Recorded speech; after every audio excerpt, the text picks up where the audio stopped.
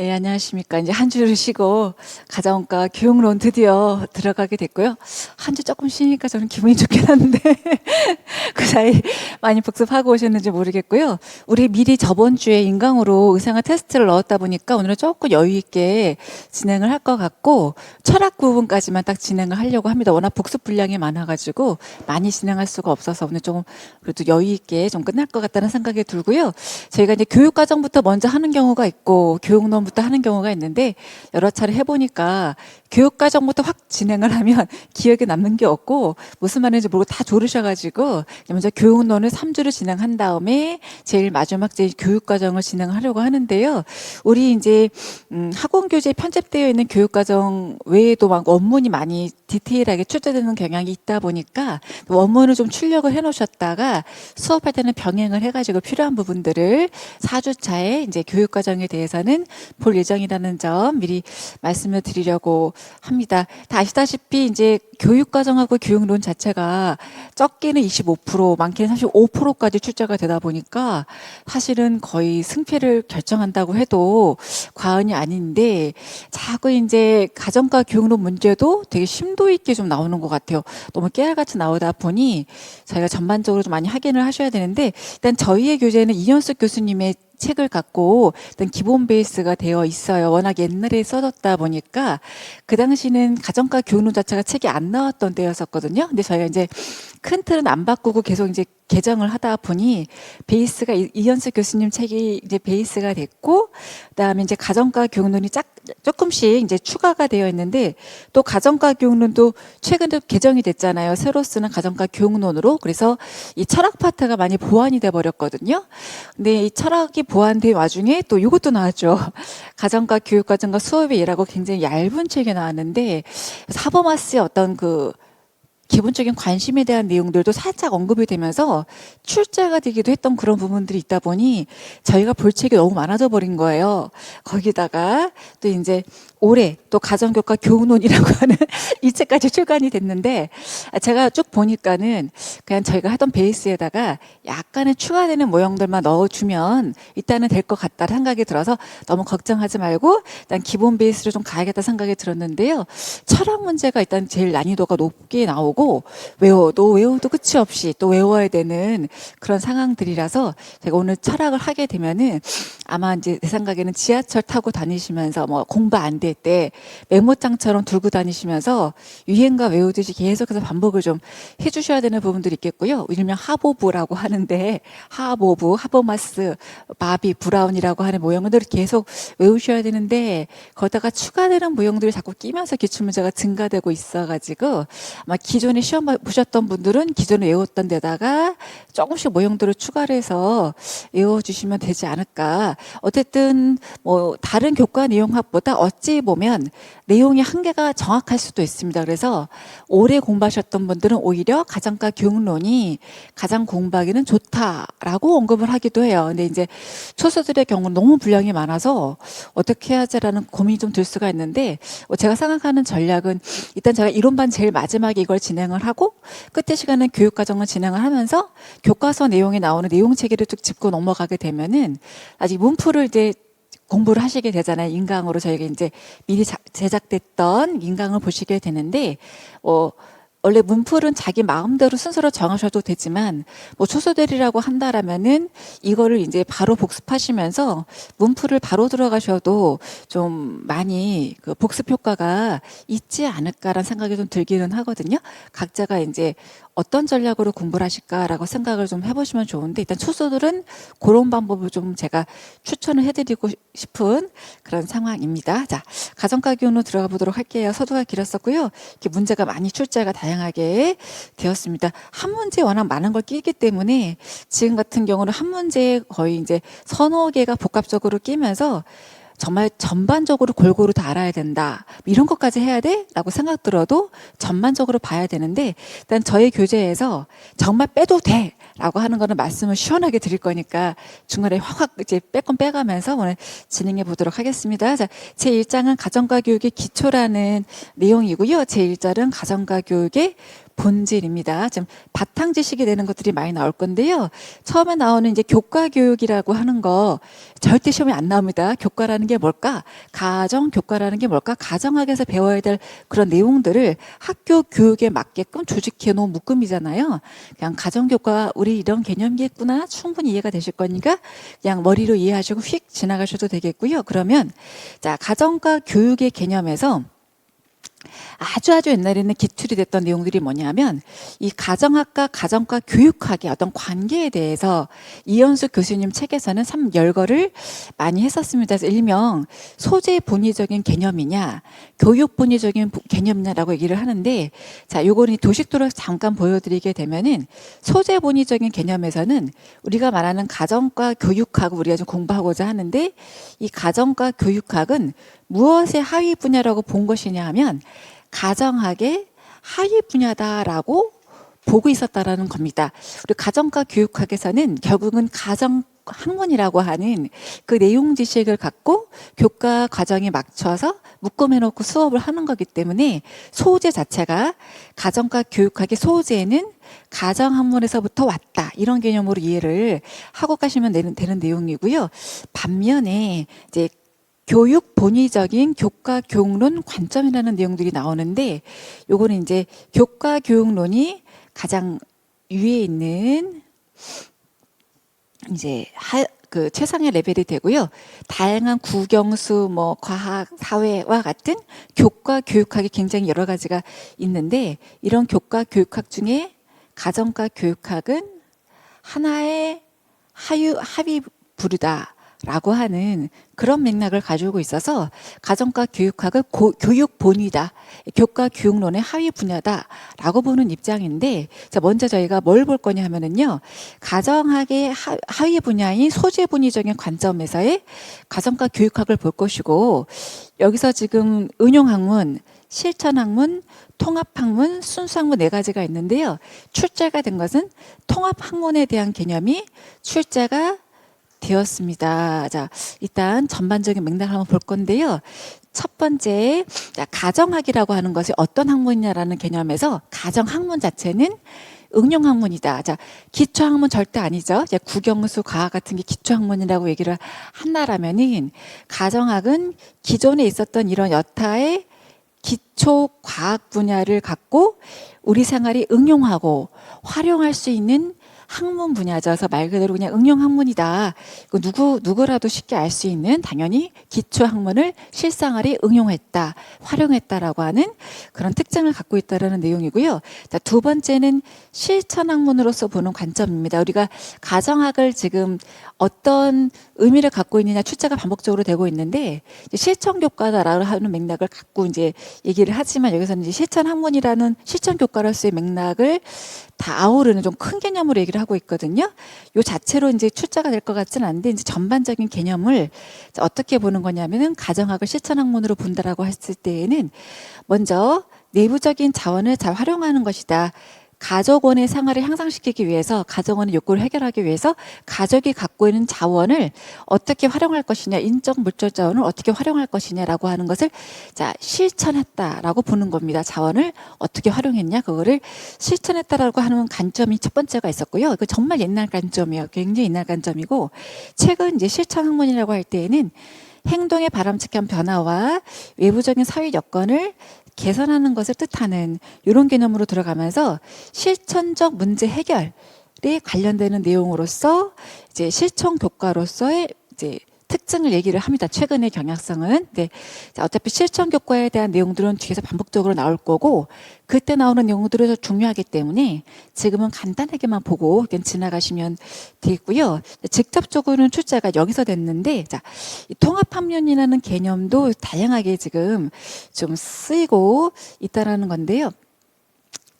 자, 지금 자, 먼저 가족을 전체론적으로 파악하려고 하는 체계론적 접근법도 통합 판문의 개념이다라고 얘기를 합니다. 우리가 가족생활하고 소비생활을 했었을 때 가족이라는 체계를 둘러싸고 사회 체계가 존재했었는데 이 체계라고 하는 거는 일정한 어떤 그 경계를 가지면서도 상호작용을 일으키고 있다 그래서 체계론적 접근 방법이 굉장히 중요한 내용이었었잖아요.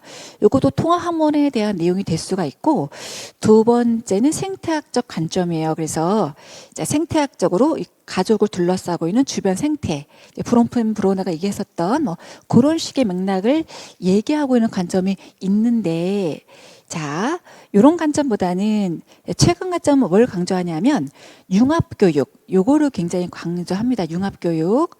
자, 그래서 어떤 공통적인 주제를 갖고 도덕교과, 체육교과, 과학교과, 생물교과 이런 식으로 같이 연결을 해서 공부를 시키는 융합교육이 이루어지는 경우들이 있는데 뭐 성교육만 하더라도 도덕교과에서는 생명윤리 쪽으로 얘기할 수 있겠고 사회문화 쪽에서는 어떤 인습의 문제, 문화의 문제, 성을 어떻게 다르게 바라보느냐 또 생물과의 문제에서는 어떤 이제 생식기 계통의 과학적인 문제로 들어갈 수가 있고 이런 식으로 이제 성교육 하나만 더더라도 여러 교과가 융합교육을 들어갈 수 있는 부분의 맥락이 또 이제 통합교육의 맥락이에요. 이것도 굉장히 중요하고 핫한 부류이기는 한데 시험 문제가 뭐가 나면 라스터가 얘기했었던 실천적 추론, 교육 관점과 연결을 해서 통합 한문의 어떤 의미를 설명하라고 하는 문제가 아주 옛날에 나왔어요. 지금 같으면 나올 만한 분위기는 아니라고 볼 수가 있는데 그런 맥락에서 문제를 풀게 되면 어떻게 얘기를 하셔야 되냐면은 이게 이제 교육 과정을 조금 이해해야지 될 수 있는 내용이긴 한데 미리 설명을 드리자면은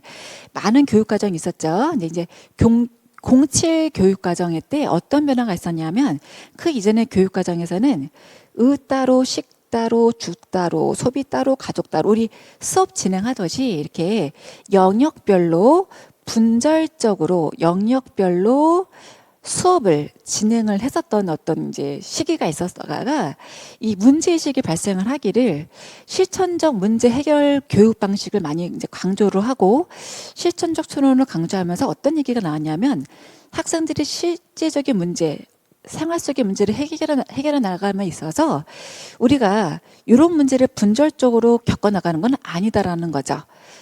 나라고 하는 개인을 중심으로 해서 우리는 통합적으로 문제를 겪어나가게 될 수 있다. 그리고 더 넓게는 나라는 개인이 아니라 가족이라는 차원에서 통합적으로 이 가족의 문제를 겪어나갈 수 있기 때문에 이제 교과서 어떤 그 내용이 의식주 소비 가족별로 나오다가 싹 분위기가 바뀌면서 중일 교과서 같은 경우는 나를 중심으로 해서 의식주 소비 가족이 쫙 펼쳐지고 중2가 되면은 가족을 중심으로 해서 의식주 가족 소비가 쫙 펼쳐지고 다음에 뭐 사회를 중심으로 쫙 펼쳐지고 이런 식으로 교과서의 체계가 한번 바뀌게 되거든요. 그 시기가 바로 실천적 문제 해결이라고 하는 그 교육 관점이 막 뚜렷하게 들어오면서 교과서의 체계도 확 바뀌게 되는 거예요. 다시 말하자면은 통합적으로 우리 삶을 겪어나갈 때는 통합적으로 이 문제들을 같이 겪어나가기 때문에 통합 학문의 특징을 강조해 나가면서 교과 과정이 이제 실천적 문제 해결로 라스터가 말했던 교육 과정으로 휙 지나가게 되는데 그 맥락을 갖고 출제가 되었다라는 겁니다. 그러면 지금 현재 시험 문제 분위기에서는 첫 번째 이거 체계론적 접근 방법으로 교육학에서 물어보지 않을 거고요. 생태학적 관점으로도 물어보지 않을 거예요. 일단 물론은 가족이나 소비학 쪽에서는 나올 수 있지만 이걸 이제 가정과 교육론 쪽에서는 강조하는 게 지금 융합교육과 요 교육과정상에서 실천적 문제 해결 과정으로 들여다보는 것인데 이미 요거는 출제가 됐다라는 거죠. 이 교육과정하고 맞물리면서 큰 변화를 이해하고 있는지 못하는지에 대한 부분으로는 출제가 되었다. 남아있다라면 융합교육에 대한 부분들이 좀 남아있다라고 제가 분석을 한번 하시면서 가실 수가 있겠습니다. 자, 일단 내가 체득하고 체화시켜서 그냥 어느 정도 분위기를 이해하시면 좋아요. 자, 나중에 교육과정 마지막 주에 보다 보면은 07부터 어떤 변화가 있었는가 7차 교육과정 07, 09 어떤 변화가 있었는지 더 뚜렷하게 비슷하게 이제 보실 수가 있으실 거고요. 마지막에는 가정학을 순수 학문으로 봤다 그러는데 요건 스쳐 지나가셔도 괜찮아요. 사실은 순수 학문이라고 하는 개념이 여기서는 순수 과학, 기초 과학의 개념으로 얘기한 것은 아니고요. 가정학의 자주성과 독자성을 주장하는데 근거를 가지고 있는 고유한 관점을 가지고 있기 때문에 순수 학문이다라고 보는 관점을 우리가 얘기하는 거기 때문에 일반적으로 순수 학문 그러면 기초 학문을 얘기하잖아요. 근데 약간 다른 이제 관점으로 제시를 했다라고 휙 지나가시면 되시겠습니다. 자, 이번에는 교과 교육학의 한 그 작은 하위 요소로서의 가정과 교육학을 언급하고 있는데, 자, 어쨌든 가정과 교육학은 두 가지 특징을 다 갖고 있을 건데요. 자, 교육 본위적인 특징을 갖고 있기 때문에 생겨나는 특징들이 하나 있기는 해요. 이게 바로 뭐냐면 옛날의 교과서는 가정 항목 속에 이제 많은 전공서에 올라오는 전공 지식들이 있잖아요. 그게 어느 정도 안착이 돼야지 교과서에 내려오는 그런 특징들을 가지고 있었거든요. 근데 있던 이제 교육 본위적인 관점들이 강조되다 보니까 7차 교과서부터 보시면은 약간 잡지책 같아요. 이게 자꾸 박스가 많아지고 뭔가 읽을 거리가 많아지면서 아직 가정 학문에 자리를 잡지 못하고 있지만 현재 학생들에게 있어서 교육 활동의 소재로서 뭔가 다룰 만한 내용이다. 학생들에게 있어서 교육적이다라고 할 만한 내용들이 있으면은 아직 가정학 전공서에 올라오지 않아도 교과서에 실어주게 되는 그런 양상을 보여주게 되었거든요. 그래서 이것이 이제 교육 본위적인 관점을 갖고 있다 보니까 생겨났던 어떤 트렌드라고 할 수가 있는데 또 반면에 되게 재밌는 게 뭐냐면 그렇게 교과서에 실려고 나니까 나중에 전공서에 올라오는 경우도 되게 많다. 그래서 가정학의 발전을 이끌어주는 그런 이제 반대적인 양상이 벌어지기도 해서 좋은 기능을 하고 있다라고 저희가 볼 수 있습니다. 그래서 간단하게 정리하자면 교육적 가치를 갖는 가정학 이외의 내용도 다룰 수 있다라고 하는 관점은 바로 교육 본위적인 교과 교육론 관점이다. 이렇게 이제 저희가 보고 이해하고 가시면 되는 내용이 되겠습니다. 자, 7차라는 내용들이 참 많이 언급이 될 텐데 지금 너무 어리신 분들이 많아서 2015 교육과정 세대인가요? 네, 그렇죠. 그래서 지금 07 막 7차 너무 먼 얘기가 될 건데 일단은 그런가 보다 들어놓으시고 나중에 보시면 될 것 같습니다. 자, 이번에는 가정과 교육학과 일반 교육학의 관계인데요. 저 일반 교육학 수업 다 듣고 계시잖아요. 그죠? 그러면은 질문 되게 많이 들어오는 게 선생님 일반 교육학에서 배운 거하고 가정과 교육학에서 배우는 거하고 같은 용어인데 설명이 다르거나 뭔가 다르게 쓰인 게 되게 많아요. 어떻게 공부하죠? 라는 질문들을 되게 많이 하시거든요. 안타깝게도 따로따로 공부를 하셔야 되는 아주 어려운 애로점이 발생을 합니다. 약간 차이점이 있는 거죠. 어쨌든 일반 교육학이라고 하는 것은 모든 개별 교과 교육에 적용될 수 있는 공통적이고 일반적인 원리를 추구한다라고 본다라면은 가정과 교육학에 대해서는 가정학의 내용과 교육적 가치를 갖고 있는 이 가정 형상과 관련되고 있는 내용을 가르치다 보니까 약간 일반 교육학과는 다를 수가 있다. PBL 같은 경우도 일반 교육학에서는 우리처럼 자세하게 가르치지 않더라고요. 시천적 추론도 그렇게 자세하게 가르치지를 않더라고요. 그래서 어느 정도 비슷한 맥락을 갖고 있는 거는 다행히도 비슷하게 가셔도 되는데 좀 특수한 경우는 좀 다르게 가야 되는 경우도 있으니 충돌을 일으킬 때에는 일단 딱 접어두시고 나중에 따로따로 외우시는 게 빠를 수 있다라고 보시겠습니다. 그래서 이제 어쨌든 가정과 교육학은 일반 교육학이 제시하는 일반적인 아이디어를 토대로 하기는 하는데 그 안에서 독특한 가정과 교육인 요소들이 들어갈 수 있구나라고 이해만 하시고 가시면 되고요. 옛날 시험제도 같으면 이런 것도 물어볼 수 있겠으나 지금 시험제도에서는 이렇게 물어보지 않습니다. 굉장히 똑 떨어지고 아주 엑기스 같은 걸 뽑아서 물어보니까 다 그냥 기본 바탕 지식으로 알고 가시면 되시는 내용들이 됩니다. 자, 이번에는 이제 교과 교육론적 입장에서 가정과 교육학을 어떻게 세부 기준으로 나눴느냐, 이 개념 체계를 나누는 내용들인데 이것도 옛날에 출제가 됐던 적이 있었던 내용들이고요.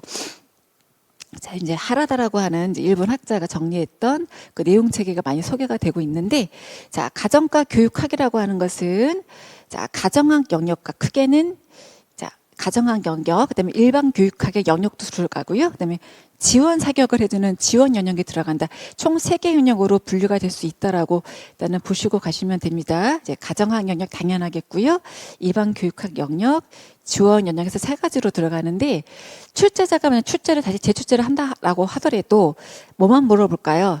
가정학 영역만 물어보겠죠. 굳이 일반 교육학 영역 우리가 다 일반 교육학에서 했던 다양한 영역들이잖아요. 지원 영역은 다양한 모든 분야들이 들어갈 수 있기 때문에 물어보는 게 의미가 별로 없어서 가정학 영역만 우리가 알고 가시면 되겠는데요.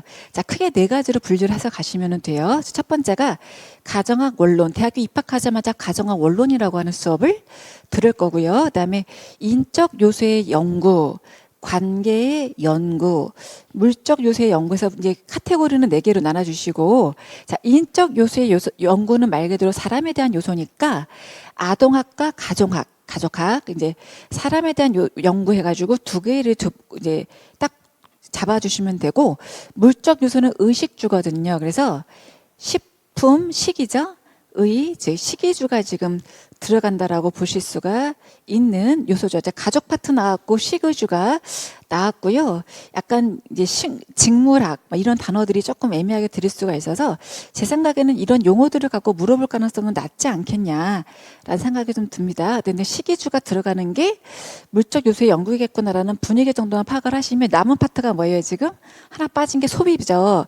소비가 바로 관계 연구입니다. 그래서 바로 가정 경영학, 요게 바로 소비 파트라고 볼 수가 있는데 요거를 카테고리를 나눌 때 관계 연구라고 설명을 해놓은 거예요. 그럼 무슨 관계냐 하면은 조심하실 게 이제 인간관계로 생각하기가 쉽잖아요. 그래서 그게 아니라 인적 요소와 물적 요소의 관계를 연구하는 것이다. 이렇게 이해하시면 됩니다. 그래서 인적 요소, 우리 가족, 개개인들의 요구를 물적 요소를 통해서 어떻게 우리가 해결해 나갈 수 있겠느냐라고 하는 걸 연구하는 게 가정 경영학이다라고 맥락을 잡고 가실 수가 있는 거죠. 옛날에 이제 문제 드려보면은 이거를 되게 열심히 외우세요. 그래서 여기는 안 까먹는데 가끔 가정학 원론으로도 누락하는 경우들이 있어가지고 인적, 물적 관계 등 가정학 원론까지 누락되지 않게끔만 잘 보시고 가시면 일단 되시겠습니다. 자, 여기까지 아주 옛날 트렌드로 이제 보실 수가 있고요. 이제 가정과 교육론에서 이제 올라오는 또 새로 쓰는 가정과 교육론에서 올라오고 있는 새로운 트렌드를 좀 보실 건데, 자, 문제 기출되고 있는 상황입니다. 자, 아리스토텔레스 얘기가 굉장히 많이 나와요. 우리 학문적인 어떤 그 규정을 할 때 아주 이제 고전적인 아리스토텔레스를 가지고 얘기를 많이 하는데 덕에 대해서 언급했던 저서에서 지식을 5가지로 분류를 하게 되거든요. 자, 시험 문제 나왔습니다. 자, 우리는 5가지 지식 중에서 어디에 속할까요? 라고 하는 게 출제가 됐는데 바로 실천 이상에 해당하는 것이 우리 교과다라고 하는 것이 출제가 되었습니다. 자, 지금 좀 다 하려면 내용이 좀 어려울 수 있는데 과학 뭔지 다 아시죠? 논증될 수 있는 거, 증거, 실증될 수 있는 거를 과학이라고 하고 예술은 말 그대로 예술인 것이죠. 근데 이제 테크닉, 제작의 영역도 포함되어 있는 예술을 얘기합니다. 실천 이성이라는 게 뭐냐면 실천 이성의 개념을 쓸 수 있으셔야 됩니다. 자, 좋은 것이 무엇이고 나쁜 것이 무엇인지를 알 수 있는 게 실천 이성이다. 그래서 사람이 뭐가 좋고 뭐가 나쁜 것인지를 알고 참된 이치에 따라서 행동할 수 있는 것이다. 그러니까 이성이라는 자체는 좋은 게 뭐고 나쁜 게 뭔지를 아는 게 이성이라면 실천자가 붙었잖아요. 그러니까 참된 이치에 따라 행동할 수 있는 것, 실천에 대한 개념이 플러스가 되어서 언급이 됐다라고 볼 수가 있겠고요. 앞에 하나 더 단서 다루셔가지고 인간을 위해서 이렇게 이제 또 추가해서 보시고 가시면 되시는 그런 내용이 됩니다. 자, 실천 이성, 좀 이따가 뒤에 나오는 실천적 지혜, 다 출제가 됐던 요소들이고요. 자꾸 문제가 디테일하게 딥하게 막 탁탁탁 꼬집어가면서 물어보고 있는 양상들이라 다 외우셔야 되는 이제 내용들이 되고요. 그 밖에 직관적 이성, 우리가 경험을 통하지 않고도 과학적인 논증을 통하지 않고도 직관적으로 맞다라고 알 수 있는 진리 이런 개념 정도고요. 철학적 지식, 말 그대로 철학적 지식을 말을 하는데 원래 이 고대 철학이 굉장히 심오해서요. 이거를 깊게 들어가면 어렵거든요. 그래서 어차피 우리가 다른 것들은 물어볼 리가 없다. 절대 안 물어보거든요. 그래서 우리는 딱 우리한테 필요한 실천 이상만 정리하고 가시면 돼요. 힘들게 우리가 다 하지 마시고 딱 나올 거, 이 가정과에 필요한 것만 알고 딱 외우실 수 있게끔 가시겠고요. 무조건 메모장 놓고 왔다 갔다 하시면서 외워야 되는 항목이라고 할 수가 있겠습니다. 자, 이제 우리가 일단은 우리 가정과는 홈 이코노믹스라고 했는데 요것에 대한 어원을 얘기하면서 얘기가 나오고 있고요. 자, 가정학, 이코노믹스는 바로 실천 이성에 속한다. 자, 이거 개념 다시 한번 이제 언급하고 있고요. 실천 이성 중에서 이코노믹스라고 하는 것은 바로 그러면은 인간이 아니라 인간 중에서도 가족을 위해서라는 거죠. 가족을 위해서 좋은 것이 무엇이고 나쁜 것이 무엇인지를 알고 사람들을 가족들을 위해서 이제 가장 최고의 시스템을 만들기 위한 지식이라고 볼 수가 있는데 19세기 경제학이 발달하게 되면서 우리 소비자학에서도 경제학 굉장히 발달한 거 보셨죠. 그러다 보니까 홈자를 덧붙여가지고 홈 이코노믹스라고 명명하게 되었다라고 하는 그런 내용들입니다.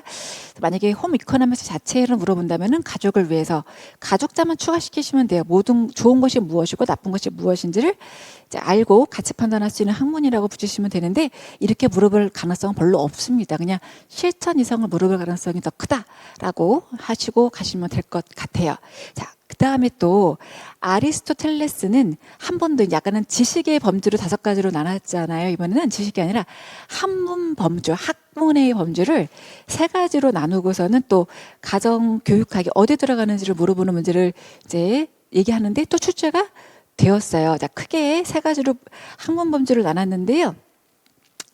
순수학문, 말 그대로 순수학문, 이제 과학, 뭐 이런 거, 이제 심리학 같은 새로운 지식을 획득하는 것을 목표로 하는 아주 순수한 학문들을 순수학문이라고 얘기를 했고, 해석작은 학문, 약간 예술 쪽에 가까운 해석을 요구하는 미술, 연극 이런 예술 분야가 이제 주되게 해석을 통해서 창작하는 것을 목표로 하는 학문이라 그래가지고 해석적 학문이 등장을 하고요. 아무리 봐도 우리 학문은 순수 학문도 아니고 해석적 학문도 아니니까 당연히 남아있는 게 뭐밖에 없냐면은 사명지향적인 학문이겠구나. 그럼 우리는 사명지향적인 학문 중에서도 인적과 비인적이 있는데 우리는 인간을 위해서 봉사하는 학문이잖아요. 다시 말하자면은 가족을 위해서 봉사하는 학문이기 때문에 인적 서비스 분야에 들어간다라고 보실 수가 있습니다. 그래서 방금 말했던 가정학과 가정교육학이 바로 사명지향적인 학문 중에서도 인적 서비스 분야에 들어가고요. 그의 의학, 교육학, 사회사업학도 다 이 분야에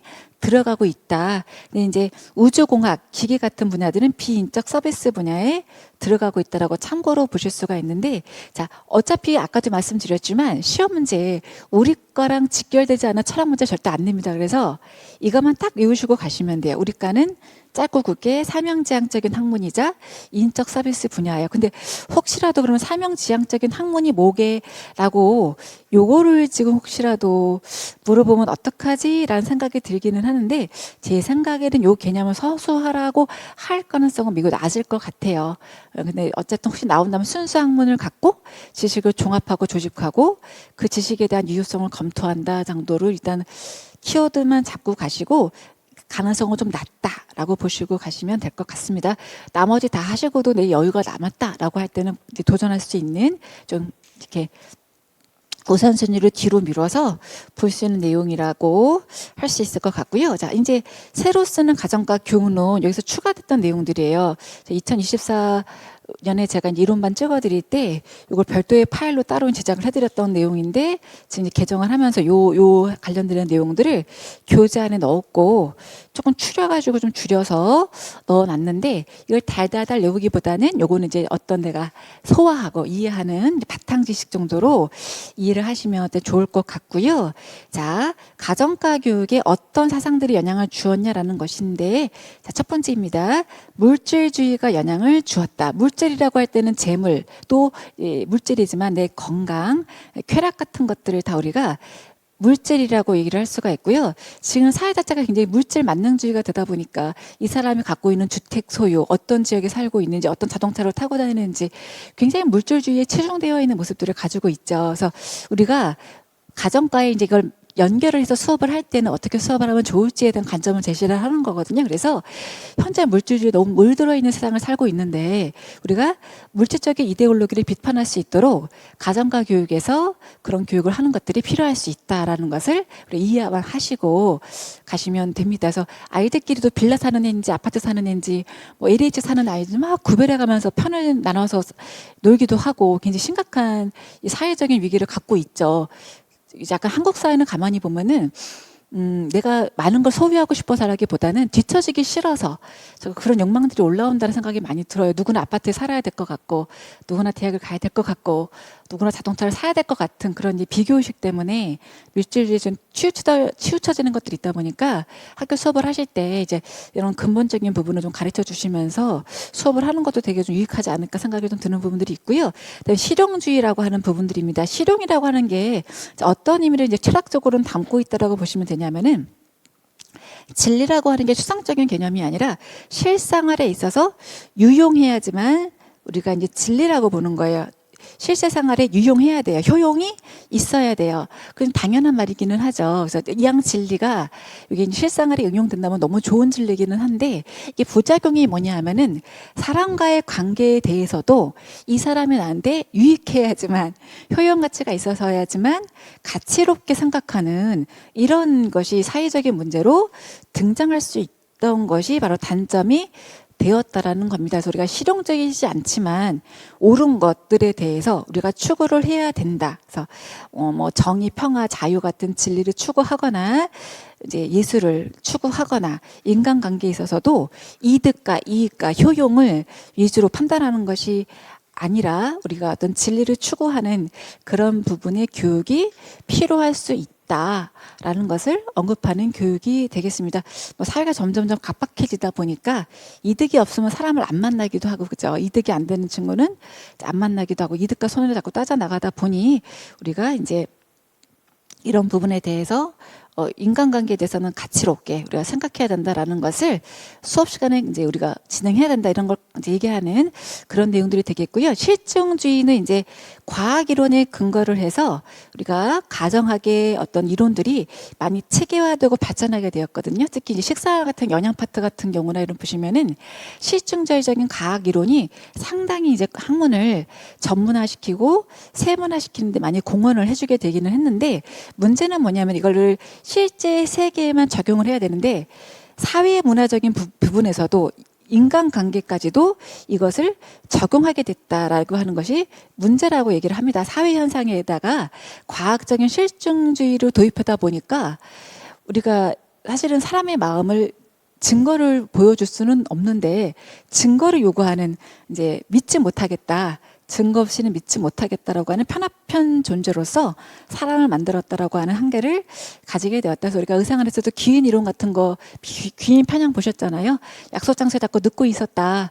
이제 그 사람이 정말 바빠서 그럴 수도 있는데, 팩트 자체는 어쨌든 매번 늦었으니까 나는 이걸 너의 증거로 삼겠어, 너가 나를 피한다는 증거로 삼겠어 해가지고 실증주의를 도입해버리게 된다라면은, 아니야, 나는 정말 의도가 없었어, 아무리 말을 해도 증거대봐, 너의 마음이 나를 피하지 않았다는 증거대봐, 이렇게 해버리면은 답이 없다라는 거죠. 그래서 그 어떤 장단점을 다 따져가면서 적용을 할 필요가 있다라고 하는 것을 이제 우리가 수업 시간에도 적용을 하면 좋겠다라고 하는 내용들이고요. 실존주의입니다. 우리 실존주의 기억나시겠지만, 의생활 하고 나서 참 이거 넘어오니까 좋은데, 우리가 제1차 세계대전, 제2차 세계대전 끝나고 나서 실존의 문제, 내가 당장 살아야 된다라는 지금 여기 현재라는 문제가 우리가 이제 당면하게 되면서 실존주의가 나타나게 되었다라고 하는 얘기를 해드린 적이 있었었는데, 그러다 보니까 너무 개인의 실존, 나의 내면에만 집중을 하게 되면서 타인과 사회에 대한 어떤 관심이 좀 줄어드는 특징들을 가지게 되어 가지고요.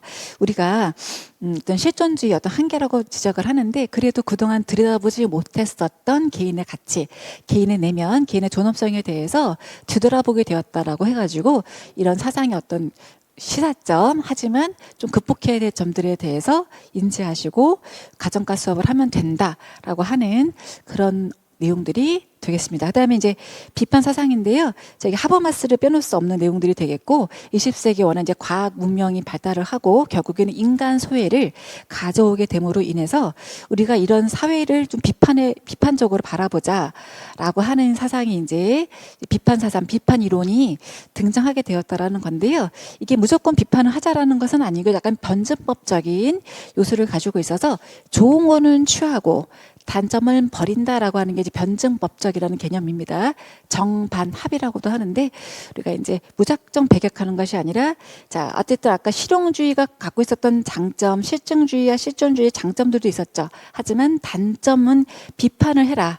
비판을 해서 더 좋은 방향으로 우리가 갈 수 있도록 범증법적인 어떤 특징을 갖고 비판할 수 있어야 된다라고 했고요. 하버마스가 이제 얘기했던 행동체계 중에서 해방적 행동체계를 강조했다라고 하는 내용들입니다. 요거 초소분들 무슨 말인지 하나도 모르실 텐데 지금 이 전반적인 내용 중에서 해방적 행동체계는 뒤에서 예, 아주 열심히 할 내용들이니까 지금 한번 눈여겨 해두시고 무슨 말일까 이제 나중에 봐놓으시면은 되겠습니다. 자. 이번에는 행복 철학과 가정과 교육인데요. 행복 철학이라는 그 내용이 행복이라는 단어가 조금씩 이제 가정과 교육론에서 이렇게 맛배기로 등장을 하다가 이제 새로 쓰는 가정과 교육론에서 좀 트렌드를 확 바꿔주시면서 올려주신 텍스트라고 할 수가 있는데 좀 고전적인 어떤 이 문헌을 통해서 행복이라는 개념을 굉장히 추상적으로 접근을 좀 하고 있어요. 그래서 요 직접적으로 출자가 된다라기보다는 마찬가지로 좀 이해하는 걸 바탕으로 해서 봐주시면 어떠실까 생각이 드는데요. 자, 행복이라는 건 뭘까라고 하는 개념이 좀 등장을 합니다. 자, 어떻게 보면 다 행복하자고 하는 거죠. 먹고 살자고 하는 일이다, 행복하자고 하는 일이다라고 언급을 하는데 우리가 이제 교사가 되는 것도 나의 행복을 위해서 교사가 되기도 하고 또 학생들에게도 행복을 주고자 하는 게 또 이제 교사의 역할이 되기도 하겠죠. 그래서 옛날에 기간제 되게 오래 하시면서 거의 7, 8년을 기간제를 하다가 이제 40 넘으셔서 합격하셨던 분들이 계셨었는데 그분이 항상 신념이 그거였어요. 나는 행복을 주는 선생님이 되고 싶다고 이 아이들에게 행복을 주고 싶고 이 아이가 행복하면 그 가정도 행복하지 않겠냐고 그러면서 되게 사명감이 불타서 하시더니 정말 교사가 되시더라고요. 그 오랜 세월 기간제를 하시면서 되시던데 사실은 우리가 뭐 교직이 엄청 막 그렇게 그죠? 옛날보다 메리트가 많이 좀 줄었잖아요. 하지만 이게 교직을 하겠다고 하시는 분들의 마인드를 보면은 학생들을 정말 좋아하고 희생정신이 있는 분들이 많이 선호를 하시거든요. 이게 행복을 주겠다라고 하는 개념에서 행복이 어떤 의미를 갖고 있는지 한번 교과적으로 한번 보는 거는 의미가 있는 것 같기는 해요. 자, 행복은 바로 뭐냐면은 최고 선이다라고 봤는데 이 고대의 이 그 선의 개념은 약간 우리가 생각하는 선의 개념과는 차이가 있어요. 이 선의 개념이 뭐냐면 선의 개념 착한 거잖아요. 보통 착할 선자라 그래서 착한 건데 고대의 개념은 착한 게 아니라 좋은 거예요. 좋은 거. 그래서 계속 아까 실천 이성 개념도 인간에게 있어서 좋은 것과 나쁜 것을 구분할 줄 안다. 자꾸 그런 언급이 되죠. 이 좋은 것이라는 개념이 자꾸 튀어나오는 이유가 선이라는 개념을 좋은 걸로써 이해를 하고 있기 때문에 그렇거든요. 근데 행복은 바로 최종 목적이 좋은 것이다라고 언급을 하고 있어서 도대체 무슨 말이야 할 수 있는데 이제 이게 목적과 도구라고 하는 이제 수단과 목적이라고 하는 걸 이렇게 봤을 때 우리가 왜 공부를 열심히 해야 돼? 좋은 대학을 가려고요. 그러면 이제 공부가 수단이 되고 목적이 대학이 되잖아요. 근데 다시 대학이 또 수단이 되기도 하죠. 그럼 대학을 왜 가려고 해? 그러면은 대학에 가면 내가 좋은 일자리를 구할 수 있잖아요. 그럼 또 취업이 또 목적이 돼버리게 되는 거죠. 그럼 다시 또 취업이 수단이 되는 거예요. 그럼 너가 왜 취업을 하려고 하는데? 그러면 이제 목적이 또 튀어나오죠. 행복하고 싶어서요. 이렇게. 그러면은 자, 더 행복을 수단으로 해서 또 그럼 왜 행복하려고 해? 라고 하는 질문을 할 수 없다. 더 이상 이걸 수단시켜서 더 이상의 목적을 언급할 수 없기 때문에 최종 목적이라고 할 수 있다. 그래서 이 최종 목적이 바로 좋은 것을 우리는 행복이라고 얘기한다. 결과적으로 궁극적으로 사람은 누구나 행복을 추구한다. 최고의 목적이 행복이다라는 것을 되게 철학적으로 어렵게 설명을 해놓은 거고요. 최대량 어쨌든 과정과 결과가 다 좋아야 된다. 최대량을 갖고 있어야 행복이라고 할 수가 있고 우연이다. 누구는 예쁘게 태어났고 태어날 때부터 누구는 부잣집에 태어났고 뭐 이런 거 있잖아요. 우연이다라고 이제 보는 내용이 아리스토텔레스가 했던 말이니까 참고로 하시면 되겠고요. 그다음에 이제 자연적 분성을 이성의 사회를 통해서 이해하고 뛰어나게 발현하는 영혼의 탁월함이다. 굉장히 어렵게 얘기를 하고 있는데 자 그냥 이해만 하시면 돼요. 우리 볼펜의 목적은 뭐냐라고 봤을 때 볼펜이 예쁠 수도 있고 비쌀 수도 있고 뭐 고급일 수도 있고 막 그렇잖아요. 근데 볼펜 자체의 본래 효용은 뭐죠? 잘 써지는 거잖아요. 그럼 인간의 본래적인 목적은 무엇이고 본성은 무엇이고 효용은 무엇이겠느냐라고 했었을 때 인간의 바로 이 본성, 이 가장 본질은 뭐냐면은 영혼의 탁월함이라고 보는 거예요. 바로 지성, 이성을 갖고 있는 이 탁월함을 갖고 있는 게 인간의 가장 본질이다라고 보는 거거든요. 그래서 인간의 타고난 정신 활동으로서 사회의 선, 좋은 일을 행하는 것이 매우 중요할 수 있는데, 그러려면 결과적으로 사람은 이성을 어떻게 써야 되냐면 실천 이성을 아까 쓰라 그랬잖아요. 뭐가 좋은 것이고 뭐가 나쁜 것인지 구분할 줄 알아야 된다. 참된 이치에 따라서 행해야 된다라고 하면서 결과적으로 그게 뭐냐면은 실천적 지혜거든요. 굉장히 유사해요. 실천 이성과 실천적 지혜 개념이 굉장히 유사하거든요. 교재 거의 끄트머리에 실천적 지혜 개념이 다시 한번 언급이 될 거니까 다시 한번 그 개념 뒤에서 확인하시면 되고요. 결국은 지성을 쓰되 실천적 지혜를 가지려고 하는 것인데, 이 실천적 지혜를 습관적으로 받아들이기 위해서는 무엇을 가져야만 하냐 하면은 실천적 추론을 가져야만 해요. 실천적 추론은 하나의 사고 과정이라고 볼 수가 있거든요. 가장 도덕적으로 타당하고 최선의 해결책을 선택하는 그 일련의 사고 과정을 거쳐서, 이런 실천적 추론 과정을 거쳐서 가장 좋은 실천적 지혜를 이제 우리가 발휘할 수 있도록 하는 것이 교육의 목적이다라고 언급을 하고 있는 거예요. 사실은 전반적으로 여기서 출제를 할 수는 없을 거라고 생각을 하고요. 시사점은 뭐냐 하면은 여기서 우리가 반드시 외워야 되는 게 실천적 지혜와 실천적 추론이라고 하는 개념이 이렇게 중요한 개념이다 라고 하는 거를 이제 이해하시고 이제 가시면 되겠습니다. 마지막 시간에 집중적으로 요 중요한 내용들을 이해하시게 되실 거고요. 그 다음에 2, 3, 4, 5, 6 쭉 나오는데 마찬가지로 더 시험에 나올 확률이 적어요. 1번보다 더 적지만 우리가 전반적인 흐름은 좀 이해하시고 이제 가실 수 있게 설명 간략하게 드릴게요. 자, 스토아 하파라는 내용들이 나오는데, 자, 이들이 말했던 행복은 무엇일까라는 건데요. 스토아 하파는 자, 강인한 정신력으로 불행을 이기는 것이 행복이라고 얘기를 했습니다. 누구나 불행을 겪을 수밖에 없다라는 거, 인생을 살아나가면서 어떻게 행복할 수만 있겠냐라는 거죠. 누구나 불행을 접할 수 있는데, 이 불행을 접했을 때 그 겪는 태도가 중요할 수 있다라고 하는 그 내용을 언급하는 부분입니다. 그래서 우리가 이제 그 역경, 불행과 역경을 극복할 수 있도록 회복 탄력성, 우리 어떤 그 가족학에서도 회복 탄력성 얘기가 계속 나올 건데요. 이제 나중에 교육 과정에서 중요한 키워드로서 회복 탄력성 다시 한번 개념을 어떻게 얘기하고 있는지 그 개념으로 한번 들어갈 거고, 역경을 겪었을 때 다시 고무줄이 다시 탄성을 이용해서 제자리로 돌아오듯이 어떻게 탄력을 갖고 회복될 수 있는지, 자, 불행과 역경을 극복하는 힘이 될 수가 있겠고요. 이 임파워먼트도 굉장히 이 신간에서는 많이 강조하는 내용들이에요.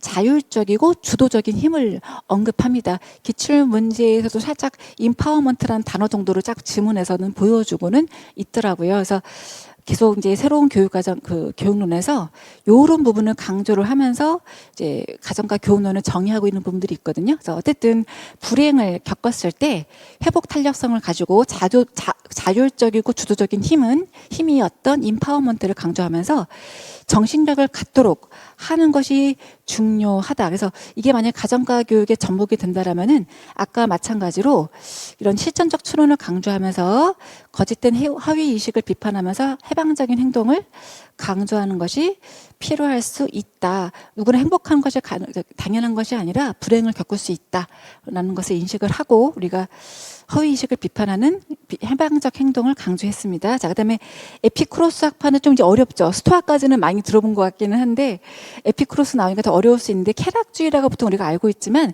사실은 막 그런 이제 무분별한 물질적인 쾌락주의를 말하는 것은 아니고요. 불안감이 없고 고통이 없는 상태를 얘기하는 것이 바로 그 에피쿠로스 학파의 행복의 개념입니다. 불안감이 없이 고통이 없이 마음이 편안한 것을 갖추고요. 이 사람들이 얘기하는 거는 이성. 내가 막 많은 것을 소유하지 않더라도 내 이성을 갖고 내가 꼭 필요한 것인가 이런 생각을 가지면서 불필요한 것이네, 이 정도만 가져도 훌륭해, 이런 이성을 가지고 내가 행복감을 느낄 수 있어야 된다는 것을 얘기를 하고요. 그래서 이제 실천적 추론을 통해서 이제 이성을 기르는 거죠. 필요한 것인가 필요하지 않은 것인가, 갖지 못한 것을 갖고 막 불행할 필요가 없다. 나는 이거면 충분해, 행복감을 느낄 수 있어라는 내용하고 섬세한 감성을 강조해요. 그래서 이 사람들 강조하는 게 친구 관계라든지 조용하게 사색한다라든지 자신만의 그런 이제 소소한 소박한 일상을 통해서 행복을 즐기는 섬세한 감성을 키우는 그런 걸 많이 강조를 하다 보니까 가정가에서도 막 거창한 것을 행복이라고 주장하지 않고 조용한 시간, 친구와의 시간, 음악을 즐기는 시간, 이런 시간들을 행복을 이제 행복이라고 가르칠 수 있도록 하는 교육을 강화할 필요가 있다라고 하는 맥락을 얘기하고 있습니다. 자, 그 다음에 공리주의라고 하는 게 나오는데요. 그러니까 실용주의하고 좀 비슷해서 모든 사람들에게 최대의 이익과 행복을 주는 것이 공리이다 라고 얘기합니다. 이익이 있어야 돼요. 그래서 공공의 이익, 최대의 이익을 주는 게 당연히 좋은 것이다라고 얘기를 하고 유용이 있어야지만 좋다라고 언급을 하기는 하는데요. 이 쾌락에 대해서도 자 약간 이제 언급을 할 때 밀이라고 하는 사람은 이제 이 쾌락도 약간 저급 쾌락과 고급 쾌락을 얘기를 하면서 저급 쾌락을 약간 물질적인 쾌락을 언급하고 고급 쾌락이라고 한다라면은 조금 더 이제 자신을 되돌아보는 성찰이라든지 약간 정신적인 쾌락을 이제 언급을 하면서 고급 쾌락을 느끼는 것이 진정한 행복이며 우리가 진정한 행복이 무엇인지에 대해서 자기 자신을 되돌아보는 성찰의 시간이 필요하다라고 이제 언급을 쭉 하고 있는 그런 맥락들의 내용들이 등장을 합니다. 그래서 지금 4번까지 자 고전적인 어떤 행복이라든지 스토아파의 내용이나 에피쿠로스 공리주의 이런 내용까지는요. 어쨌든 행복을 위해서 사람은 추구를 하는데 이 행복의 개념을 각기 약간씩 다르게 이제 포커스를 잡고 언급을 하고 있는 부분들인데요. 니체는 애초에 인간은 행복을 추구하는 존재가 아니라는 아예 다른 설정을 해버립니다. 니체는 사실 되게 어렵거든요. 너무 어려워서 안 건드는 게 좋은데 니체를 또 굳이 건드셨어요. 그래가지고 내가 지금 시험 문제를 안 내실 것 같고 간단하게 얘기를 하자면은 행복을 추구하는 존재가 아니고 인간은 자유, 권력, 파워를 추구하는 존재라고 했는데 이때 힘은요, 이 파워는 남에게 군림하는 이런 파워가 아니었고요. 나 자신을 극복하고 나 자신을 통제할 수 있는 그런 파워를 가지고 있는 것을 이제 니체는 의미를 했습니다. 그래서 이런 힘을 얻을 의지를 가진 사람은 뭐라고 표현했냐면 초인이다. 기꺼이 나를 한계 상황에 몰아붙이고 나를 더 성장시키고 극복시켜서 뭔가 이제 비바람을 내가 온전히 스스로 맞아가면서 한계를 극복하고 성장하겠다라고 하는 의미를 가지고 초인이라고 하는 개념을 얘기를 하면서 이런 초인일 때 행복은 따라온다라고 언급을 했던 그런 아주 결이 확 다른 그런 내용을 언급을 하고 있고요. 네, 마르쿠제입니다. 마르쿠제 나오니까 또 마르크스 생각이 나죠. 마르크스 같은 건 19세기에 말했던 이제 공산 사회주의 이런 걸 언급했던 분이고 마르쿠제 같은 경우는 20세기에 들어서서 너무 모든 사람들이 물질주의에 대해서 이렇게 노예가 돼버렸다라고 언급을 합니다. 그래가지고 1차원적 인간이라고 하는 그런 내용을 책에서 썼던 게 있거든요. 인간은 돈만 생각하고 무엇인가 소비하려고 하는 욕망을 갖고 있는데 이런 인간은 1차원적 인간이야 하면서 좀 부정적인 뉘앙스로 얘기를 해요. 그래서 돈을 추구하는 삶을 거부하고 다양한 종류의 욕망을 추구해야 된다. 제발 우리는 1차원적 인간에서 벗어나자라고 말을 하는 그런 맥락을 갖고 있고요. 자, 하버마스는 이제 저희가 또 계속 항상 강조하는 하버마스죠. 그래서 자, 우리가 이제 해방적인 의사소통, 해방적인 행동체계 아까 강조를 해드렸었는데 여기서는 의사소통적인 행동체계를 좀 강조를 하면서 사람들 간의 어떤 합의된 의사소통을 통해서 행복을 공유하고 좋은 사회적인 구조를 만들어가는 것이 좋다 이런 식으로 언급을 하고 있거든요. 이 자체는 너무 약해 그죠? 이거 외울 거 전혀 없고요. 나중에 뒤에서 하버마스의 3가지 행동체계를 통해서 명확하게 정리하시는 게 더 좋습니다. 앞에는 기반 지식 쭉 흘러가주시면 이런 게 있었구나 씩 지나가시면서 보시겠고요. 이제 브라운의 내용을 보실게요. 자, 저희가 이제 또 브라운 얘기가 되게 많이 등장을 할 거예요. 가정학자로서는 사실 하버마스는 가정학자가 아니에요.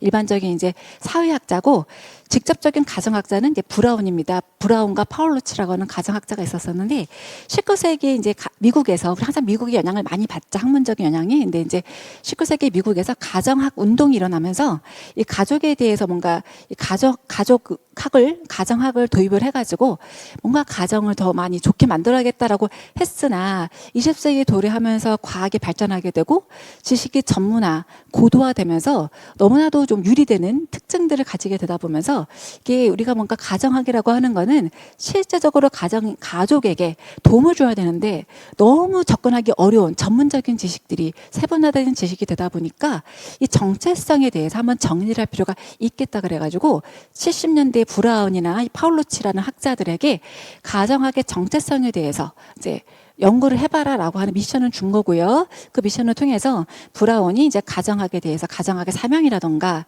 뭐 가정학과 가정교육학의 차이라던가 다양한 맥락의 내용들을 얘기를 하게 되거든요. 이제 거기서 나오는 내용이라고 볼 수가 있습니다. 자, 일단 가정학과 가정교육학을 조금 이제 구분을 해놨는데요. 출제가 된 적은 없는 내용입니다. 자, 가정학이라고 하는 것은 다루는 문제적인 부분에 봤을 때 의식주 소비 가족과 같이 딱딱 집어가지고 가정생활에 당면한 특정 문제에 대해서 다루고 있죠. 밥하기 문제 뭐 이렇게 딱 정확하게 다루고 있고, 목표는 단기적인 안목에서 즉각적으로 특정한 문제를 해결하는 데 있어서 그걸 돕겠다라고 하는 목적을 가지고 있죠. 특정한 문제, 밥하는 문제, 단기적 안목, 당장 밥을 해야 돼요. 즉각적으로 해야 돼요. 이런 문제를 다루고 있고, 차원, 특정 대상, 지금 뭐 자취하게 됐다든지 아니면은 신혼부부라든지 당장 밥을 지어야 되는 특정 대상에 대해서 바로 치료적인 해답을 줄 수 있는 그런 차원에서 이루어지는 게 가정학문이다, 이렇게 이제 보시는 거고요. 그러면은 가정교육학 자체는 아직 학생을 대상으로 하다 보니까 약간 달라지게 됩니다. 그러면 개인과 가족이 접하는 일상생활 기반은 전반을 다루면서 모든 영역의 문제를 다루게 되죠. 그래서 키워드 나누실 때 특정이냐 모든이냐 이렇게 좀 나눠서 보실 수가 있겠고요. 아까는 특정했는데 이번에 일반적인 문제를 단기적이 아니라 장기적으로 당장 학생들이 밥을 짓진 않아도 되지만 장기적인 안목에서 이것을 해결할 수 있도록 하는 능력을 기르는 데 있다라고 이제 비교를 해줄 수가 있겠고요. 그다음에 특정 대상이 아닌 모든 대상, 수업을 듣고 있는 모든 대상에 대해서 예방적으로 나중에 이 학생들이 스스로 밥을 지을 때 도움이 될 수 있도록 하는 예방적인 차원을 갖고 있다. 이런 식으로 심플하게 유치하지만 밥짓기로 이제 제가 한번 구분을 해서 정리를 하고 이제 가시면 될 것 같아요. 자, 여기까지는 좀 이제 요건 좀 어쨌든 혹시 모르니까 외우고 가시겠고요. 그다음에 가정교과의 정당성인데, 가정교과의 정당성은 이제 요때 당시에 워낙 그 가정교과가 고등학교에서 선택 과목으로 내려오고 자꾸 유업을 받다 보니까 이 정체성에 대한 연구들이 많이 일어나게 되면서 이런 텍스트들이 많이 올라왔던 이제 그런 시기의 이제 내용들이라고 할 수가 있겠습니다. 자, 가정교육학은 이러한 자, 교육받은 자로서의 특성을 지니도록 교육하는 방안에 중점을 둬야 된다라고 하는 내용들인데, 여기서 뭘 기억하시면 되냐면요, 교육받은 자로서의 특성을 지니도록 하는 교육이다라는 걸 기억하시면 되고요. 그걸 누가 말을 한 거냐 하면은 피터스라고 하는 학자가 교육받은 자로서의 특성이라고 하는 걸 언급을 했는데, 요거를 지금 차용을 해가지고 우리가 가정교과는 교육받은 자로서의 특성을 기르도록 하는 교과로서 정당성을 갖고 있다라고 언급을 한 거거든요. 자, 기존에 우리 가정교과는 이제 훈련 받은 자를 양성하는 특징을 좀 갖고 있었다라고 볼 수 있습니다. 다시 말하자면은 수공 훈련 중심의 그런 교과 과목이라는 인상을 지우기가 어려웠지요. 5차나 6차까지만 하더라도 기술 위주의 실습 위주의 이런 교과라는 느낌이 강하다 보니까 훈련, 바느질 훈련, 뭐 밥 짓는 훈련, 가정과 나오면 밥 잘해요? 뭐 이런 미팅 나가면 아주 기분이 안 좋죠? 오늘 아주 그런 질문 한 번 받으면서 우리는 그런 교과가 아니야, 막 이렇게 이제 했었을 텐데, 이런 인상을 갖고 있다 보니까 자꾸 이거 지금 중고등학생 때 뭐하러 배워? 나중에 어른 되면 저절로 배울 건다라는 의식을 자꾸 가지게 되었다라는 겁니다. 그래서 그게 아니라 우리 가정교과는 훈련받은 자의 특성을 가지도록 하는 것이 목적이다라고 하는 걸 많이 강화를 했는데, 아직 출제가 된 적이 없었었고요. 혹시 모르니까 항상 나올 때 서술형으로 나온다면 한 2개쯤 물어보거든요. 그래서 혹시 모르니 2개만 외우고 가자 하는 그런 용도로 이제 보고 갑니다. 자, 그러면 어떤 행동을 할 때 있어서, 활동을 하는 데 있어서 내적 이유 또는 근거를 가지고 있다. 교육받은 자는 어떤 활동을 하는 데 있어서 기쁨, 내적인 만족감을 가지고 있다라는 게 바로 내적 이유와 근거입니다. 예, 자긍심, 기쁨을 얘기하는 거고요. 자, 다시 한번 설명하고 있죠. 활동을 하면서 자긍심을 느끼고 기쁨을 느끼는 것이다. 둘 중에 하나 외우기 좋은 걸로 외우셔도 되겠고요. 그다음에 선을 위한 지식을 추구하고 탐색한다. 선이라는 게 계속 고대에서는 좋은 것의 개념이라고 했던 것도 기억을 하실 거고요. 진실을 추구하고 인간의 중심을 두며 인간의 고통에 민감하다. 조금 이제 수공 훈련 중심이 아니라 인간의 마음을 터치한다라는 쪽으로 많이 언급을 합니다. 통찰력을 가지고 있다. 전체를 파악한다. 지식의 단편을 갖고 의식주, 지식의 하나의 그 단편을 갖고 행동하는 사람이 아니라 전체 가족 생활, 전체 개인을 파악하고 볼 수 있는 통찰력을 지니고 있고 정서적이고 진실에 대한 열정을 가지고 있으며 개인과 가족에 국한된 것이 아니라 사회에 만연하고 있는 전반적인 견해를 인식하면서 사회적인 것까지도 눈을 돌릴 수 있는 그 의식을 갖고 있다라는 측면이거든요. 내가 외우기 딱 좋은 거 2개만 외우시고 일단 가는 걸로 해보도록 하겠습니다. 그다음에 이제 가정과 교육의 성격인데요. 이제 이현석 교수님 책에서 많은 걸 올려놨다 보니까 한번 올리다 보니 빼지 못해서 올려놨던 건데 나올 가능성이 없습니다. 뭐만 이해하시면 되냐면은 지금 생활교육, 실천교육, 교양교육, 진로교육이라고 하는 가정과 교육의 성격들을 언급을 하고 있는데 초반에는 교육과정의 초기에는 생활교육, 우리가 실제 의식주 소비가족이라는 지식을 배운 걸 일상생활에서 어떻게 쓸 것이냐라는 생활교육과 실천교육, 진로교육 이런 쪽으로 이제 많이 강조를 해왔다가 지금은 저희가 교양교육 쪽에 많은 관점을 두고 있다라고 하는 그런 내용들이 됩니다. 자, 교양교육이라는 내용은 실천적 추론 능력, 의사결정 능력, 문제 해결력, 차별력 등과 같은 능력을 길러서 심성 개발을 해주는 교육입니다. 실천적 추론 능력이 지금 실천교육에 들어가 있지 않죠. 여기서 말하는 실천교육은 뭐였어요? 아까 실생활의 체험과 이해에 대한 적용이에요. 의식주 배웠던 거를 실천한다가 실천교육이지 여기서 말하는 실천적 추론이 아니거든요. 근데 이렇게 해버리면 굉장히 헷갈릴 수 있잖아요. 이현석 교수님의 분류일 뿐이기 때문에 그냥 참고만 하시면 돼요. 이게 자꾸 혼동될 수 있으니 그냥 쓱 지나가시고 그냥 우리 현재 교양교육으로서 강조한다. 이 맥락은 어떻게 볼 수 있냐면 7차 교육과정부터 남녀 공통으로 필수 과목으로 바뀌게 되었잖아요. 그러다 보니까 남학생도 같이 필수로 이수하는 이 마당에 단순히 어떤 훈련을 위주로 하는 그런 교과라는 인상을 주기보다는 실천적 추론 능력, 문제 해결 능력, 도덕성, 창의력을 기를 수 있는 교과라고 하는 인상을 통해서 남녀 공통으로 이수한다, 필수 과목이라고 하는 걸 강조하다 보니까 교육으로서의 어떤 그 특징을 강조하고 있는 맥락을 갖고 있는 거예요. 자, 외울 필요가 없고 느낌 딱 가지시면서 교육과정 때 참고하시고 가시면 이제 되는 정도의 문장이라고 할 수가 있습니다. 반복적이죠. 초기에는 실천교육, 진로교육, 생활교육을 갖고 있었다. 최근에는 교양교육적인 특징을 갖는다. 반복입니다. 어차피 그래서 책 보지 마시고 휙 넘기시고요. 이제 3번부터 또 이제 중요한 내용이죠. 4-3번 실천 학문으로서의 실천.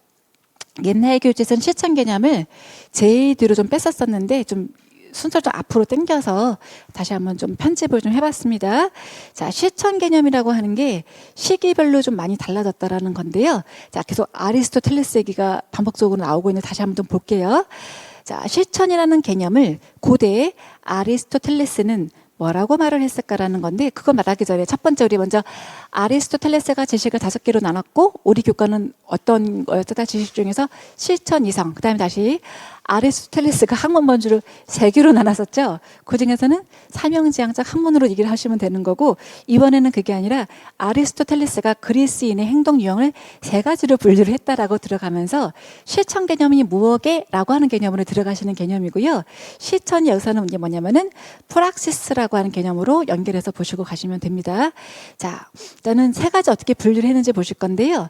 자, 이론, 테오리아라고 하는 이론과 프락시스라고 하는 실천가, 포이에시스라고도 하고 테크네라고도 하는 제작의 개념으로 그리스인의 행동 유형을 3개로 분류를 했습니다. 이론이라는 걸 말 그대로 지식, 아주 이제 본질적인 지식을 말을 하는 거죠. 지식을 위해서 숙고하거나 이론화하는 행동인데, 자, 지식이라고 이해만 하시고 가셔도 되겠고요. 제작은 말 그대로 테크닉이라고도 하죠. 테크네. 자, 기술을 갖고 뭔가 물건을 만드는 거를 제작이라고 생각하시면 돼요. 뭔가 물건을 생산하는 게 제작이다 라고 하시면 돼요. 그러면은 하나 딱 남아있는 게 실천이죠. 자, 실천의 개념이 여기서 바로 무엇이냐면은 정치 윤리적인 행동 또는 정치 도덕적인 행동이 실천의 개념이다 보니까 우리 상식과는 너무 다르죠. 그러니까 실천은 아까도 계속 실천하면 얘기가 나왔지만 우리가 아는 지식을 실생활에 적용하는 걸 실천으로 봤지만 이거 옛날 개념이고 우리가 실천 교과 자꾸 가정 과목을 실천 교과라고 말을 하는 데 있어서 되게 무슨 의미로 실천 교과라고 자꾸 말을 하느냐라고 지금 얘기를 하면서 실천의 개념이 어떻게 바뀌고 있는지를 보는 건데 자 실천의 개념은 여기서는 정치 윤리적인 행동을 얘기한다라고 보는 겁니다. 자 지금 그리스 사회도 계급 사회였었어요. 계급 사회에서 우리 의상을 할 때에도 그 우리가 히마티온이나 토가 같은 걸 입을 때 이게 어떤 권력을 상징하고 계층을 상징하거든요.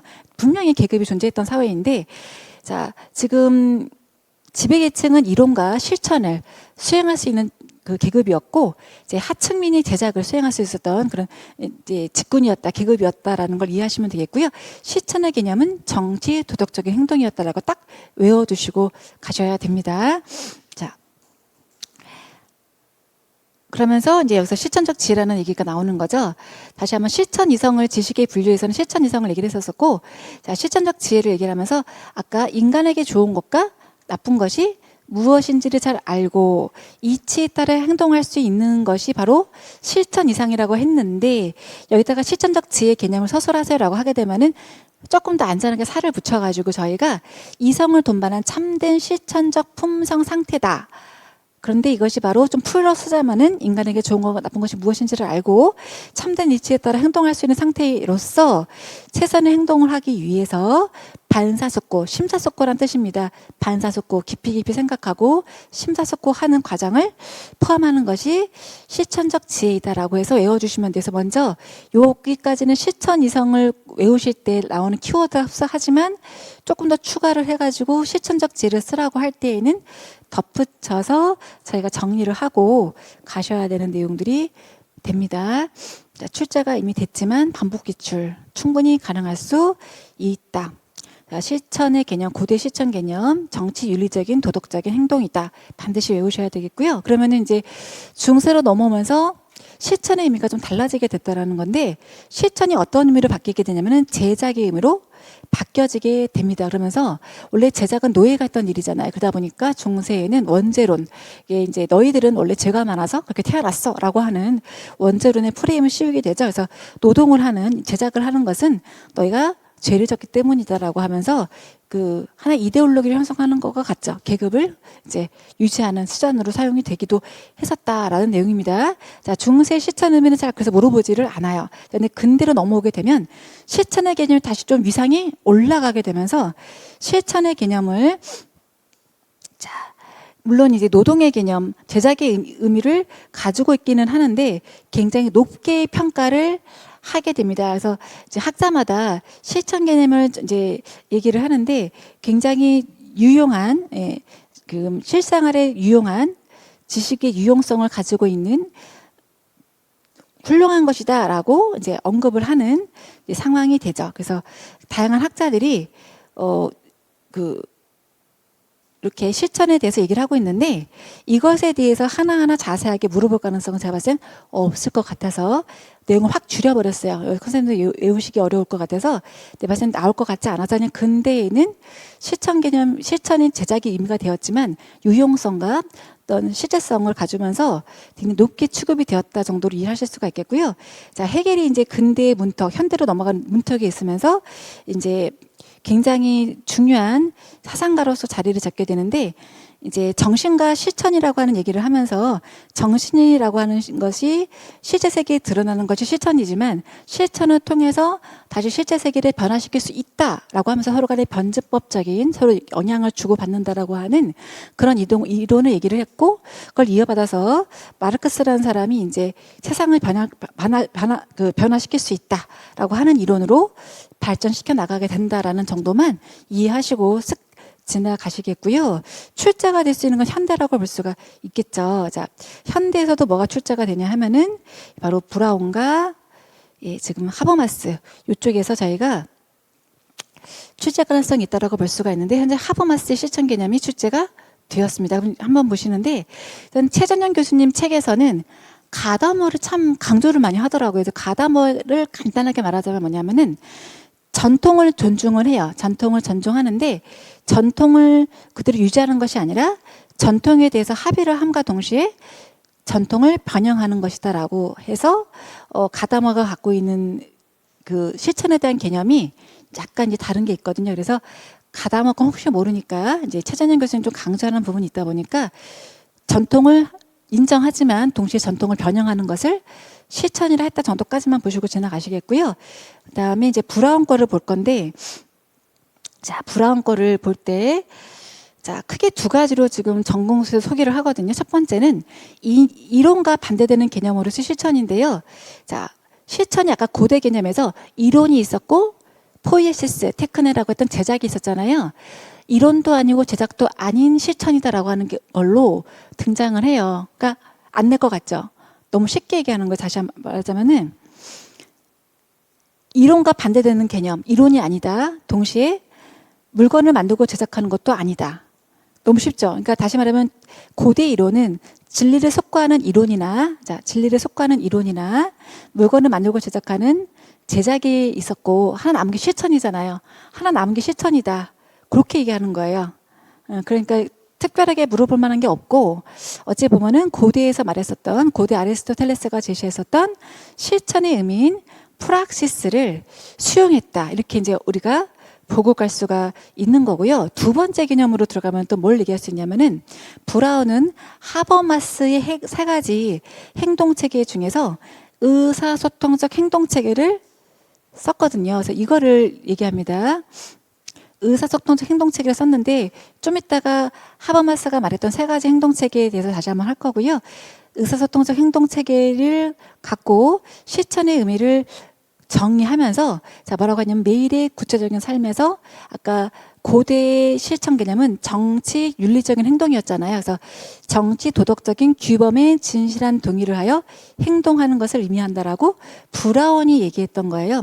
혹시 모르니까 여기서부터 여기까지는 외워두고 일단 가시면 되겠고요. 자, 하버마스의 실천 개념으로 들어가시는데 이게 이제 중요합니다. 자, 고대 게 중요하고 그 다음에 하버마스가 중요해요. 이렇게 보시면 되고, 그 다음에 이제 브라운, 혹시 모르니까 기억해두고 가시면 되는 건데, 하버마스는 실천 개념을 세 가지로 구분을 하게 돼요. 고대와 그다음에 근대로, 그리고 이제 하버마스가 말했던 현대로 해가지고 세 개로 이제 구분을 하는 거예요. 그러면은 고대의 실천 개념을 어떤 얘기를 하냐면은 규범성은 있었지만은 과학성이 없었고, 근대에는 또 반대로 과학성은 있지만 규범성이 없었다라고 하는 한계를 지적하는 내용들이 나오거든요. 자, 고대의 실천 개념 다시 보자면은 규범성은 있었으나 과학성이 결여되어 있었다. 자, 다시 한번 고대의 실천 개념을 보시면 프락시스, 정치, 윤리적인, 도덕적인 행동을 의미했는데, 여기서 규범적인 것은 존재한다라는 거죠. 예, 아무래도 정치적이고 도덕적인 행동을 얘기하는 거니까 규범적인 내용이 들어갈 수밖에 없겠죠. 근데 여기에서 사람들이 이제 광장에 모여서 막 대화를 하고 연설을 하고 막 토의를 하고 토론을 하는 그런 분위기 속에서 규범적인 어떤 자유롭게 발표하고 대화하는 건 되겠지만은 과학적인 엄밀성, 이 말이 맞냐 틀리냐 논증하고 비판하는 것에 대해서는 좀 약했었다. 연설자가 말을 잘해, 아주 잘하면은 그냥 그 말이 딱 이제 이기는 그런 선택되는 그런 분위기를 가졌다 보니까 규범적이긴 했었지만은 과학적인 엄밀성이 떨어졌었다라고 언급을 하고 있는 반면에, 근대로 들어가게 되면은 근대는요, 실천이라는 개념은 유용성의 개념으로 이제 들어가면서 과학성은 굉장히 추구가 돼요. 하지만 규범적인 것은 굉장히 무시가 될 수밖에 없죠. 그래서 산업혁명이라든지 과학기술의 발전이라든지 이런 걸 통해서 사회가 눈부시게 발전을 했고, 그랬지만은 규범적인 건 전혀 없었고, 자연을 무시하고, 그러니까 동양을 침탈하고, 식민지화하고 이런 것들이 다 규범적이지 않았기 때문에 발생을 했던 것이잖아요. 그래서 각각의 한계를 언급했어요. 자, 제가 부연 설명을 했지만 부연 설명을 외우실 필요가 없고, 선생님들은 심플하게 딱 요 개념만 아시면 돼요. 딱 요거, 딱 문장 그대로 기억하시면서, 하버마스가 말했던 것은 뭐냐?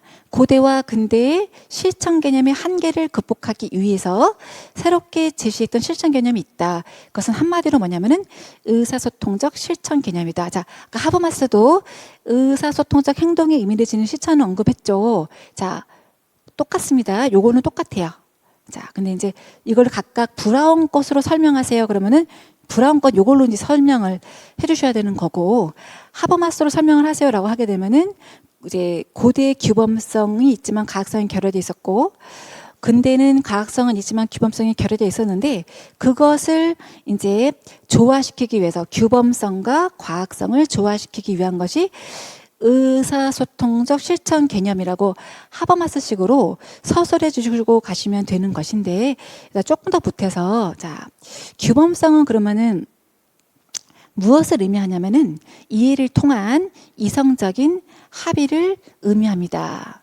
자, 이성적인 합의, 이성적 담론, 누구라도 그냥 편하게 어떤 위치와 계층, 계급에 상관이 없이 이상적인 담론 상황을 통해서 자유롭게 발표할 수 있는 그런 분위기 속에서 이성적인 합의를 하는 것을 규범성이라고 했다라는 것까지도 우리가 이제 알고 계셔야 돼요.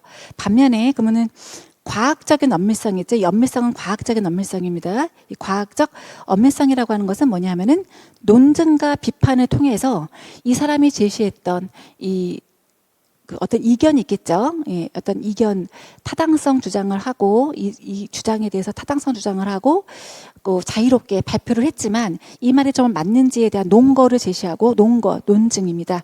논거를 제시하고, 그 다음에 그 이론의 이견들에 대해서 비판을 가능하게 하는 요 두 가지가 기반이 되어서 과학적 엄밀성이 확보가 될 수 있도록 한다라는 내용들이 좀 디테일하게 들어가게 되는데, 자, 논증과 비판까지는 출제가 아직 안 됐고요. 규범성은 이해를 통한 이성적 합의를 의미한다라는 내용은 출제가 되었습니다. 그래서 생각보다 문제가 굉장히 깊게 나오고 있다. 자, 이렇게 저희가 좀 구분을 하고 일단 보실 수가 있으시면 되고요. 지금 하버마스를 안 한 상태에서 계속 하버마스 얘기가 나왔다 보니까 조금 힘드실 수 있을 것 같은데요. 뒤에서 하버마스 내용을 자세하게 언급을 하면서 들어갈 수 있도록 하겠습니다. 좀 쉬셨다가 20분부터 또 들어가도록 하겠습니다.